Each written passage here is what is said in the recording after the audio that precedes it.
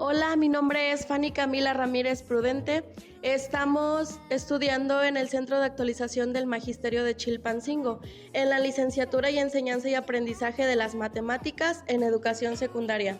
Nuestra asignatura es Neurociencias y Educación, coordinado por el profesor Jorge Cervantes Estrada. Los nombres de nuestros integrantes son Astrid Betsabe Hernández Vargas, Dulce Karina Manzano Romero, Selene Granados Mendoza y su servidora. ¿Qué es la neurociencia? Es el estudio del sistema nervioso que incluye el cerebro, la médula espiral y los nervios. Es un campo que abarca una amplia gama de disciplinas como la biología, la psicología, la química y la informática. Bases fisiológicas del sistema nervioso. El sistema nervioso central es la parte del sistema nervioso que se encuentra dentro del cráneo y la columna vertebral. Está formado por el encéfalo y la médula espiral. El encéfalo se divide en tres partes principales: el cerebro, que se encarga de las funciones cognitivas superiores como el pensamiento, la memoria, el lenguaje y la emoción. Tronco encefálico se encarga de las funciones básicas como la respiración, la frecuencia cardíaca y la presión arterial. Cerebelo coordina los movimientos y el equilibrio. La médula espiral se extiende desde el tronco encefálico hasta la parte baja de la espalda. Transmite la información sensorial del cuerpo al encéfalo y envía señales motoras del encéfalo a los músculos. Funciones ejecutivas. Estas son un conjunto de procesos mentales que nos permiten planificar el tiempo, recordar instrucciones, centrar la atención y manejar múltiples tareas con éxito. En conclusión, son las habilidades cognitivas necesarias para controlar y regular nuestros pensamientos, nuestras emociones y acciones frente a conflictos o distracciones. Para ello existen varias funciones ejecutivas, como por ejemplo la organización, la anticipación, la planificación, la memoria de trabajo, la flexibilidad mental, la inhibición y el control de la conducta. Estas son habilidades vinculadas a estos procesos mentales que llamamos funciones ejecutivas. Ramas de la neurociencia. La neurociencia es un campo de estudios vasto y complejo que se divide en varias ramas. Cada una de ellas se centra en un aspecto diferente del sistema nervioso. Cognitiva. Estudia los procesos mentales como el aprendizaje, la memoria, la atención, el lenguaje y la toma de decisiones. Neurociencia afectiva o emocional. Investiga las bases neurales de las emociones, como la ira, la tristeza, la alegría y el miedo. Neurociencia social. Explora cómo el cerebro interactúa con el mundo social, incluyendo las relaciones interpersonales, la empatía, la toma de decisiones. Neurociencia educacional. Aplica los principios de la neurociencia para la mejora en el aprendizaje y la enseñanza. Los neuromitos. Los neuromitos son creencias erróneas sobre cómo funciona el cerebro y cuál es su estructura. Esto, aplicado al campo educativo, nos lleva a realizar prácticas que no están probadas y que incluso pueden ser contraproducentes para el proceso de enseñanza-aprendizaje. Estas surgen de malentendidos, de citas erróneas, sobre generalizaciones, malas interpretaciones o la lectura distorsionada de información sobre el cerebro, como por ejemplo cuando nos dicen que solo usamos el 10% de nuestro cerebro. Eso no es verdad, porque para cada acción que hagamos necesitamos el 100% de nuestro cerebro para que esa función se lleve a cabo. ¿Qué es la neurociencia? La neurociencia nos enseña a las personas a identificar qué tipo de emoción estamos sintiendo, es decir, para no reaccionar impulsivamente ante estas situaciones y poder dar una respuesta acertada. Aquí arriba te dejo una imagen donde están tres círculos, el cual uno es de neurociencia, el otro es la pedagogía y la psicología. Y entre medio de esos tres círculos está un triángulo, y es la neurociencia.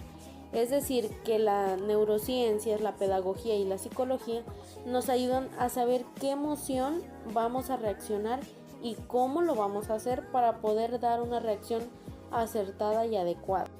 Las neurociencias de las emociones. Estas se centran en estudiar, explicar el cerebro, cómo procesa, cómo genera y regula las emociones, examinando las áreas cerebrales, las conexiones neuronales y los procesos químicos involucrados en las experiencias emocionales. Es decir, que el cerebro y el corazón se conectan entre sí para poder dar un resultado, en este caso que sería una emoción basada en una situación o en un problema que esté sucediendo en ese mismo instante. La cognición, o mejor conocido como la neurociencia cognitiva, permite en las personas optimizar el pensamiento de la información, es decir, desarrollar las inteligencias múltiples, el conocimiento, el desarrollo de los sistemas representacionales, el desarrollo de los sistemas de la memoria, la generación de significados funcionales y el desarrollo de las inteligencias. Esta cognición ayuda a que todas las inteligencias se fusionen, dando así un resultado. ¿Para qué? Para que la memoria, nuestro cerebro, sepa reaccionar y sepa lo que está percibiendo en ese mismo instante. Es decir, un problema de matemáticas, saber cómo lo va a resolver y en dónde lo va a resolver, poniendo atención al maestro, estudiando, haciendo el ejercicio. A eso se refiere la cognición, optimizar y usar las inteligencias múltiples. La emoción hace posible que los individuos identifiquen las emociones que experimentan y puedan controlarlas, con el fin de evitar una reacción impulsiva. Es decir, que nosotros debemos de regular nuestras emociones para así tener una reacción adecuada en el debido momento. Es decir, los diferentes eventos o situaciones que se nos presenten día a día y nosotros saber cómo vamos a reaccionar a las diferentes situaciones.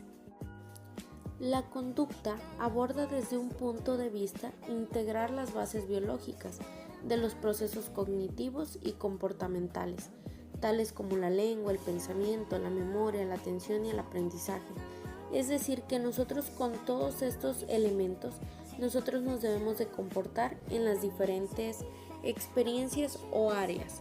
Es decir, en la escuela nos comportamos de una forma, en nuestra casa de otra, en una fiesta de otra. Es decir, que todos estos elementos se juntan y nos dan una conducta para cada cierto momento.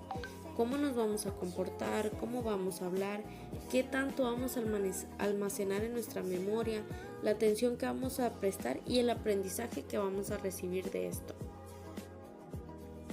El cerebro truino es una teoría que hizo el Dr. Paul M. Learn, el cual plantea que este órgano está conformado por tres estructuras cerebrales, los cuales son la neocórtex, que es el rosiliano, y reflexionar, es decir, que esta corteza hace que tu cerebro reflexione. El segundo es el cerebro límbico, el cual mueve las emociones, la percepción o la conciencia, es decir, nosotros dar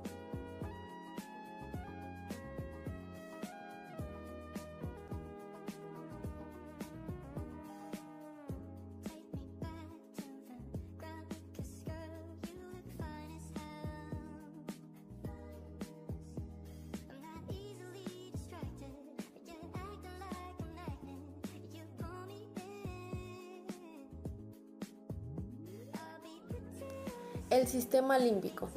Este se encarga principalmente de las emociones, la personalidad y la conducta de una persona. Este también incluye el hipocampo, la amígdala y el hipotálamo, entre otros, pero no menos importantes.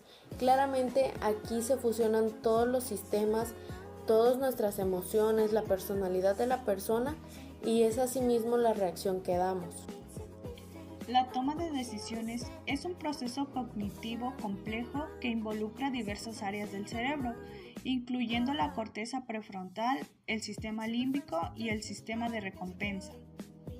Estas áreas trabajan en conjunto para evaluar información, ponderar opciones y seleccionar la mejor decisión posible en función de nuestros objetivos y circunstancias.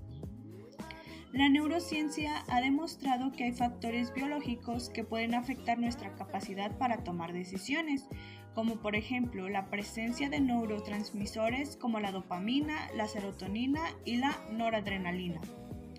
Estos neurotransmisores pueden influir en nuestra motivación, emociones y en nuestra capacidad para valorar recompensas y riesgos. Además, las investigaciones en neurociencia han revelado que nuestro cerebro puede ser propenso a tomar decisiones irracionales o sesgadas, debido a la forma en que procesamos la información y evaluamos las opciones. Por esto se dice que la neurociencia nos ayuda a comprender mejor cómo es que funciona el cerebro en cuanto a la toma de decisiones y cómo podemos mejorar nuestra capacidad para tomar decisiones más racionales y eficaces. Las neuronas espejo son un tipo de neuronas que se activan tanto cuando una persona realiza una acción como cuando observa a otra persona realizar la misma acción. Esto significa que estas neuronas nos permiten emular mentalmente las experiencias y acciones de los demás, lo que nos ayuda a comprender y a sentir empatía por ellos. El desarrollo de la empatía está estrechamente relacionado con la activación de las neuronas espejo, cuando somos capaces de ponernos en el lugar de otro y comprender sus sentimientos, pensamientos y experiencias. Cuando hacemos eso, estamos utilizando nuestras neuronas espejo para conectar con ellos a un nivel emocional. Por lo tanto, estas neuronas desempeñan un papel crucial en el desarrollo de la empatía al permitirnos conectar emocionalmente con los demás y comprender sus experiencias desde su perspectiva, ya que su estudio y comprensión puede ayudarnos a mejorar nuestras habilidades sociales y promover un mayor sentido de empatía y compasión en la sociedad. La corteza prefrontal es la región del cerebro que se encarga de funciones ejecutivas superiores, como la toma de decisiones, la planificación, el razonamiento, la inhibición de respuestas impulsivas y el control de la conducta. Esta región juega un papel crucial en el establecimiento de límites y el control de la conducta adecuada en diferentes situaciones. Cuando la corteza prefrontal funciona adecuadamente, se pueden establecer límites claros y mantener un control adecuado sobre los impulsos y las emociones. Esto implica la capacidad de pensar antes de actuar, de reflexionar sobre las consecuencias de nuestras acciones y regular nuestras respuestas emocionales. Sin embargo, cuando la corteza prefrontal no funciona correctamente, pueden surgir dificultades para establecer límites claros y para controlar la conducta. Esto puede manifestarse en comportamientos impulsivos, dificultades para regular las emociones, falta de planificación y organización y dificultades para cumplir con normas y reglas sociales.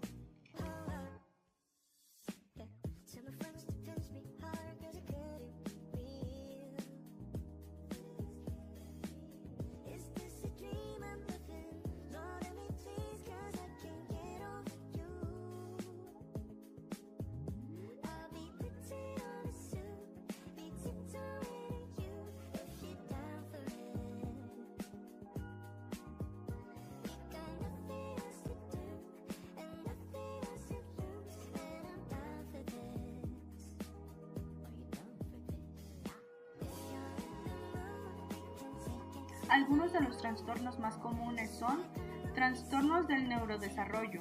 Estos trastornos afectan la forma en que el cerebro crece y se organiza durante el desarrollo. Ejemplos de estos trastornos incluyen el trastorno del espectro autista, el trastorno por déficit de atención e hiperactividad o también conocido como TDAH y el trastorno del aprendizaje.